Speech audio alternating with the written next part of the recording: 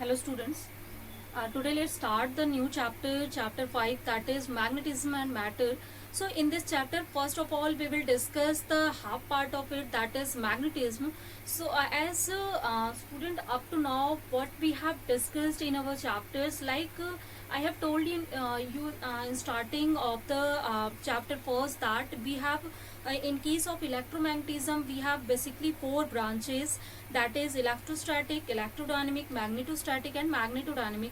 Means in case of electrostatic, where electric charge was at rest, and we have seen the properties of that. Means like we have seen electric field, potential due to certain figures, due to certain loops, and so many properties of that we have seen in case of electric charge and field, and also in electric potential and capacitance chapter. Like after that, when we start to move the charge, means whenever charge will start to move, then we have seen how the current is produced there, and if current is flowing in any wire or in any conductor, then what kind of effect it can show, and the different properties like resistance, resistivity, so that type kind of properties we have seen there, drift velocity. So lot of concepts we have studied whenever charge started to move. Means only when will come into the motion, then that time its property changed due to its motion or movement there. So that is called electrodynamic case. Means when this electric charge start to be dynamic from its static condition. And in that case, first we have seen that the electric effect of the electric charge, when it will start to be in dynamic motion. Later in the chapter 4, that is moving charges and magnetism. Means if charges started to move, then when you can say that current is flowing from in any conductor, then it set up a magnetic field around it. Means we have seen after that the moving charges or current can also show the magnetic effect there. So that is called the magnetic effect of current. Means simple electrodynamic case can produce both kind of field, electric field and also magnetic field. So we have seen all these cases there up to now in the chapter. Means electrostatic and electrodynamic, these two fields we have discussed completely now. And then from this chapter magnetism, here we will talk about the magnet, its properties, and just like the same as we have seen in chapter first, what electric field and potential due to any electric charge, and that was stationary. So here we will see the same case for the magnet. Means when magnet is stationary, magnet is at rest, then which kind of properties it is showing, and which of the laws that are used to explain the magnetic field around it, and a lot of things we will discuss here. So simple, I think that is now clear. Here we are going to study about the magnetostatic first. Later we will also discuss when we will start to move the magnet, then what kind of effect we will see. So that will call magnetodynamics. So this is our whole of the chapter up to now. I think chapter 7 or 8 we will do the same thing. Means the different part of electromagnetism we will discuss, and after that in the last chapter of this we will discuss electromagnetism or electromagnetic wave. Then we will change our branch. Clear? I think there is now no confusion. So let's see first of all in the case of magnetostatic what we will discuss. So magnetostatic, we will start from the magnet here, because here we are going to study about the magnet. So simple, magnet is what? It is a material that have directive and attractive property. So here directive and attractive means like whenever we will put any magnet near to some magnetic material or some material like iron, cobalt, nickel, so their pieces magnet can attract easily. So it is showing attractive property towards these kind of materials. So simple, magnet is that material that can attract these pieces of the cobalt, nickel or other iron material, and later I will tell you how they are attracting that too. But here this is first thing that the material is showing, that is attractive property. Second, directive property, when we suspend the magnet freely with a you can say that about its center, means if you have suppose any such kind of magnet that is called also bar magnet.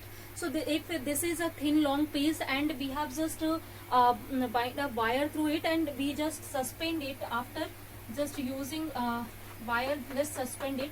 Then after suspension of this one, we can see this magnet just start to move and or deflect, and it comes to rest along the direction of geographic north south direction.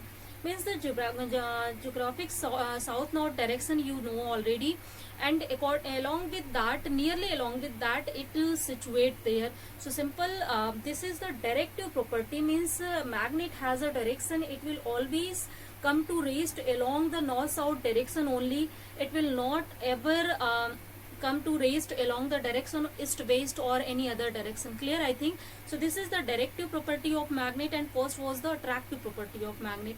So simple, you can define magnet in the way like this is a material which can have attractive and directive property, and which can attract some of the pieces of the cobalt nickel iron easily. Clear, I think. And if I will talk about the history of the magnetism, first here one more thing, what is magnetism? So this property of attraction of the magnet towards these pieces of cobalt nickel or other material, that is called magnetism. So magnetism is property of magnet through which it is attracting any other magnetic material. Clear, I think. So in early days, even magnetism we know from the 6th century BC, I think. Greeks, they were known this already, and even magnetism word that comes out to from the one place of the Greece, that is Magnesia. So as at Magnesia, first the ore, iron ore that was discovered, that we are calling already light. So that we are calling lodestone, or that is also magnetite, or also you can say that is black iron oxide. So this was the first magnet that was just discovered at that place, and that with the name of that place Magnesia, we have called it magnetism. Clear, I think. This is the history behind that. After that, Chinese scientists, where they discovered that this kind of the property of magnet, that whenever it will suspended, it will just come to the rest along the direction of north or geographic north south, and they have used that to produce or made to magnetic compass. Means they were using magnetic compass that time, and you have already seen and studied that when in our early days, when our preceptors, they were using magnetic compass for the direction whenever they were going or they were traveling. So it means that magnetism is not new for us. This is very old theory for us, and time by time we have discovered a lot of things, and later Oersted did the experiment that moving charges can also produce magnetism, and we have started to study a lot about this. So think student, first of all, magnet, it's just history that is now clear. So let's now see the other things about the magnet here.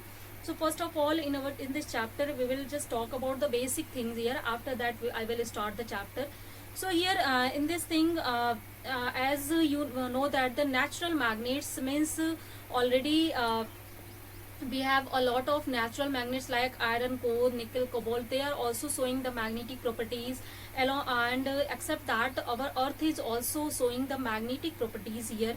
So this is also earth as a magnetism. Later we will discuss it also, but means these are all the natural magnets here.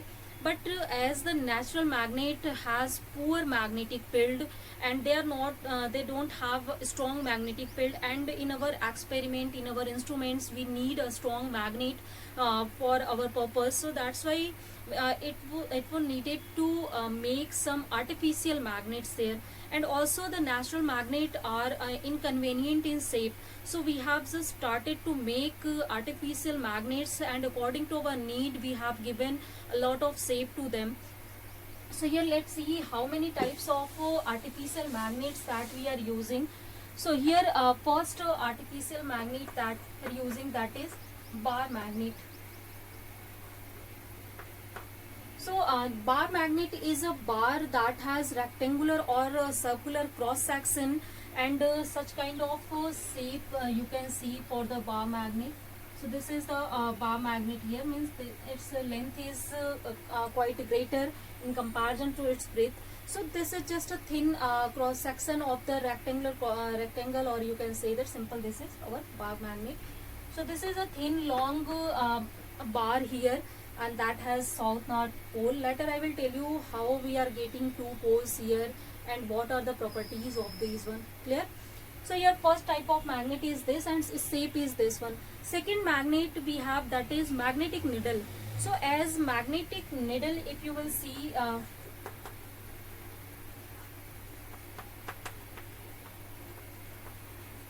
so this is magnetic needle is a needle type structure or that has thin magnetized steel needle that is pointed that has some pointed ends, just like this one. Means if you will make it,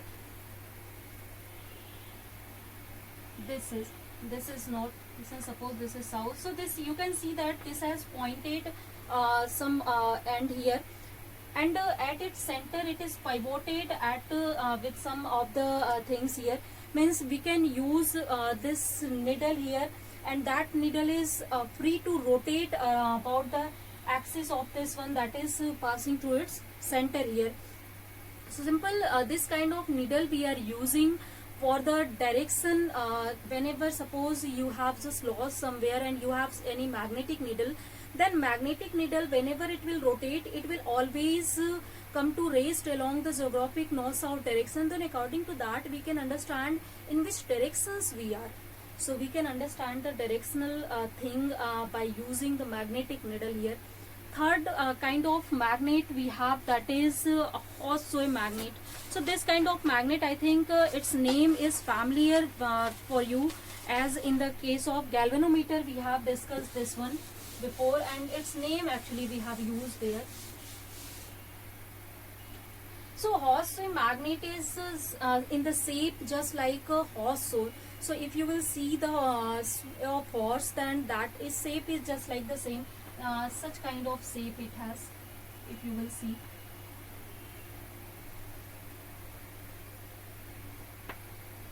This is its two ends, this is north and south direction. So such kind of third kind of magnet we have, that is horseshoe magnet. So this is quite a strong magnet that we are using, just like its application we have already studied, to produce the radial magnetic field, to produce the strong magnetic field we are using this kind of magnet. Next magnet we have, that is ball-ended magnet. So the fourth one magnet that we have made artificially, that is ball-ended.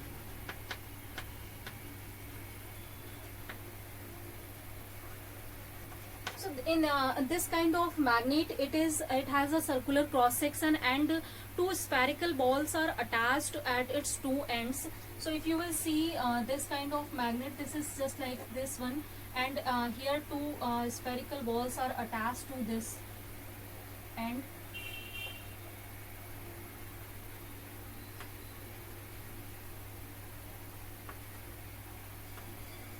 So this kind of structure it has here.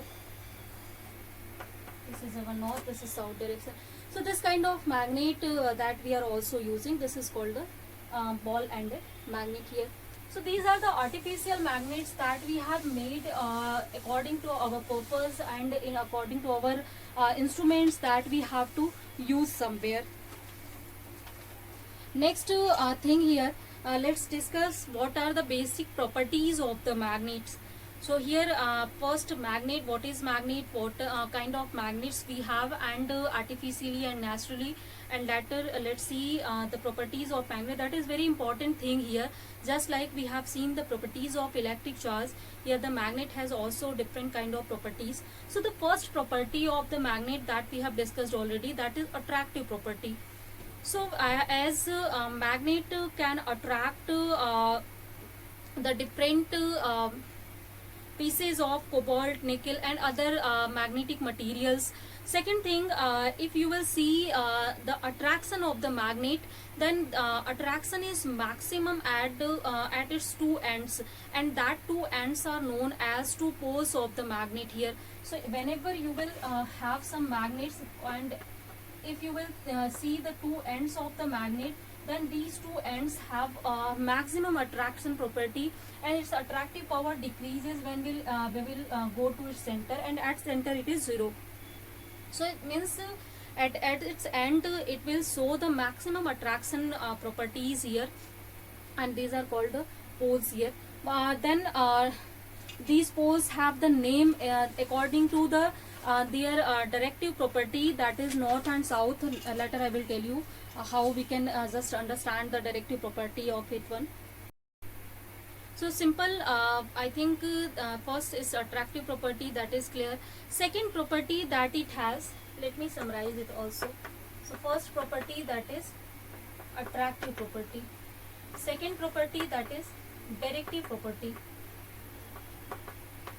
So in the case of directive property of the magnet, as I just told you already, whenever we will suspend the magnet through any wire, then and it will be deflected and it will come to raised along the geographic north-south direction.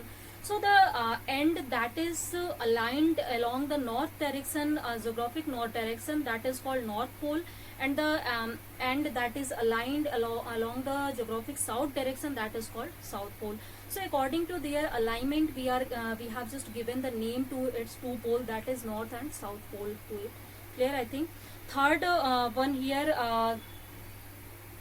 if you will see the third property, that is like poles repel each other and unlike poles attract each other. This is just like the same property as we have discussed for the electric charges. Means electric charges, like charges repel each other, and unlike charges attract each other. So in the same way, like poles just repel each other, means whenever we will put north pole of a magnet to the north pole of other magnet, that then they will repel each other, and it is also applicable for the south pole to south pole.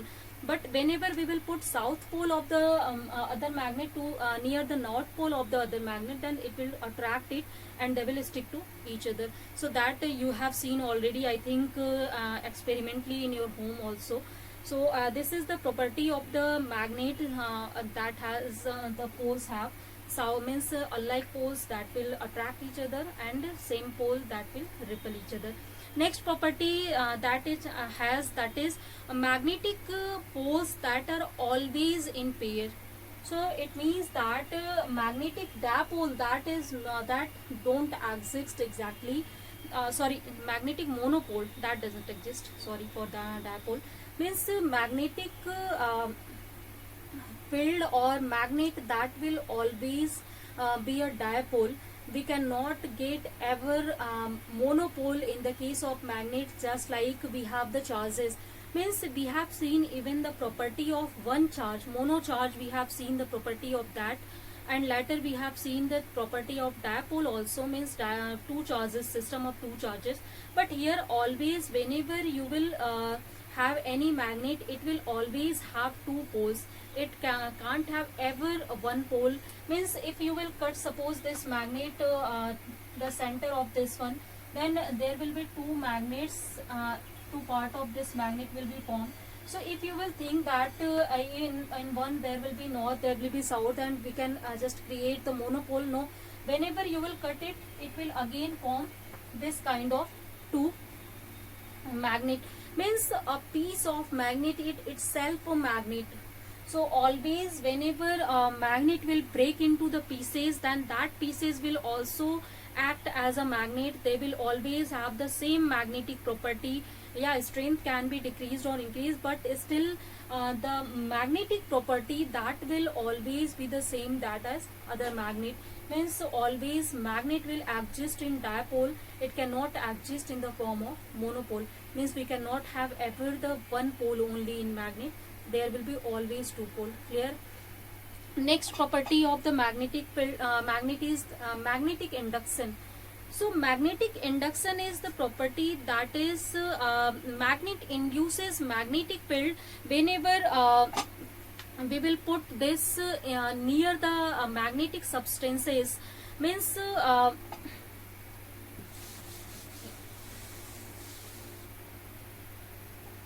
if you will just suppose we have any magnet, this is north and south directions for the magnet, and if we will put any magnetic material near it, suppose that we have iron that we have put near it.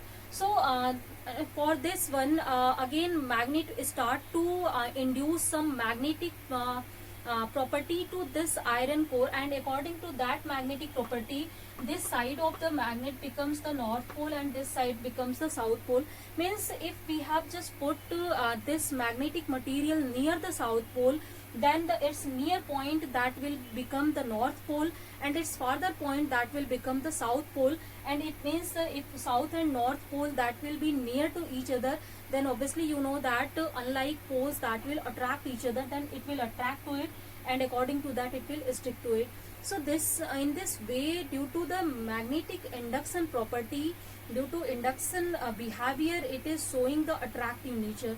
So this is the reason behind the attractive nature of the magnet towards these kind of magnetic material, because they are inducing the magnetism in inside these kind of material. Means these material become also magnet whenever we will put near it, and according to that they will be attracted towards this magnet.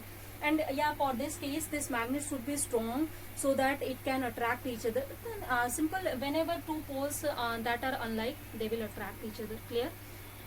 So I think these properties that we have discussed, that is now clear. Still we have another properties of the magnet. So one more property of the magnet is if we have to suppose test whether the piece that we have got, that is the magnet or not. So for that case the repulsion property of the magnet is surest test for this one.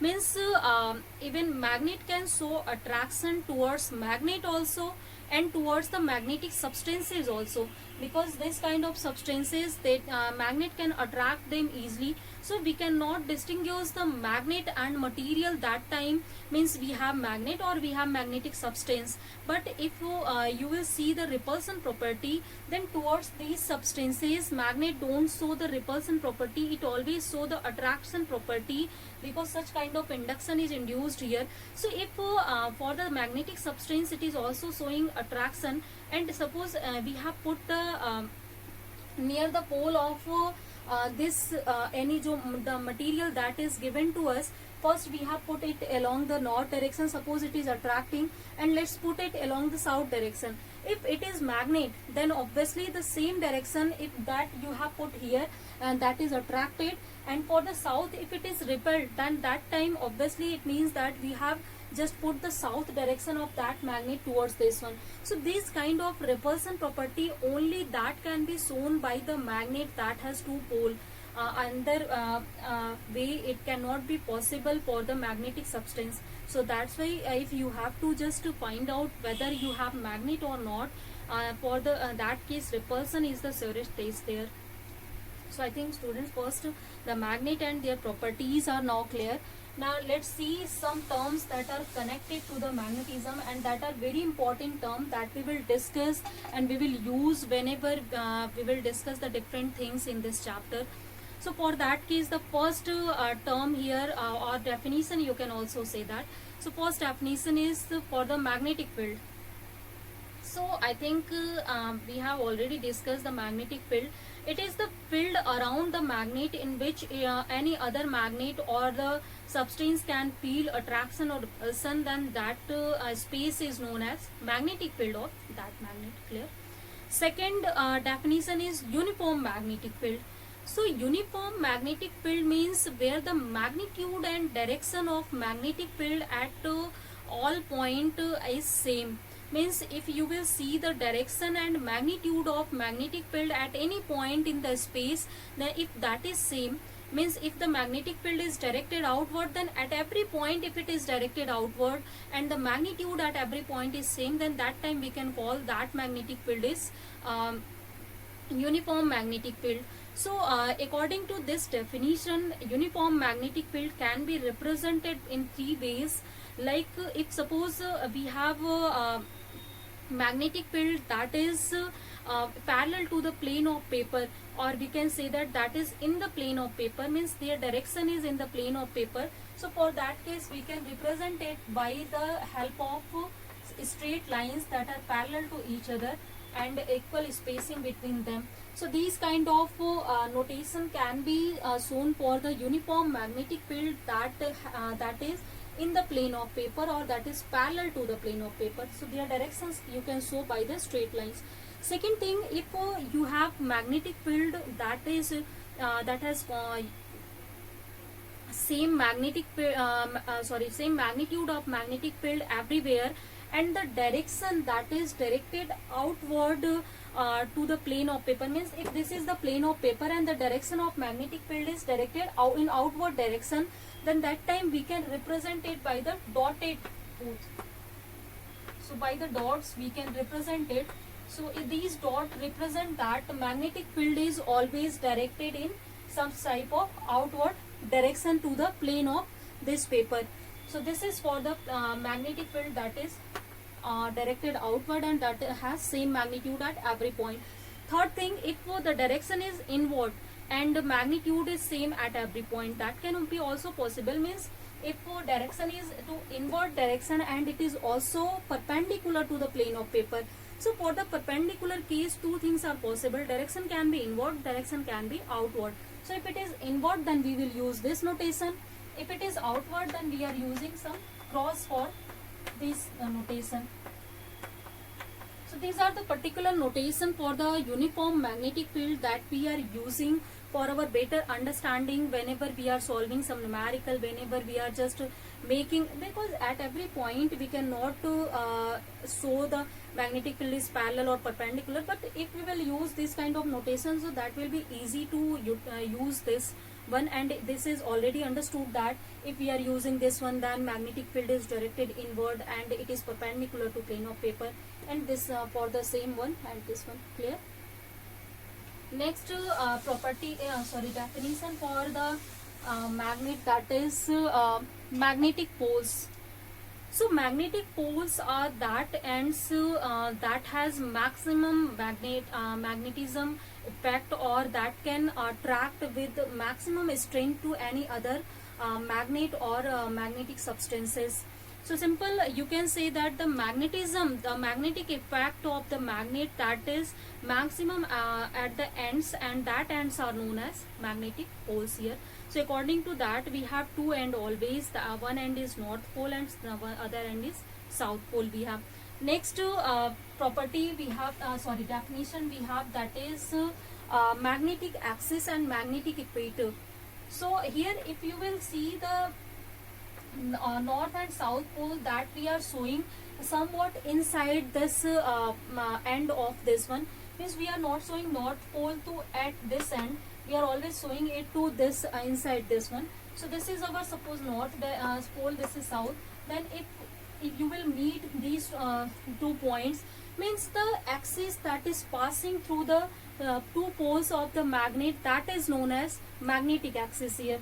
So this one we have, that is magnetic axis. Now magnetic equator, if you will take the center and you will draw a perpendicular to in this one, so this perpendicular axis is known as magnetic equator. So this is magnetic equator, this is magnetic axis here. Next definition we have, that is for the magnetic length. So here in the same figure, if suppose let me rub it first. So if you will see the distance between these two end of the poles that we have just denoted, so this is somewhat less than the actual length of this magnet here. So this magnet, this length is known as geometric length. Then we can measure by using scale and other geometrical tools. So this is our geometric length.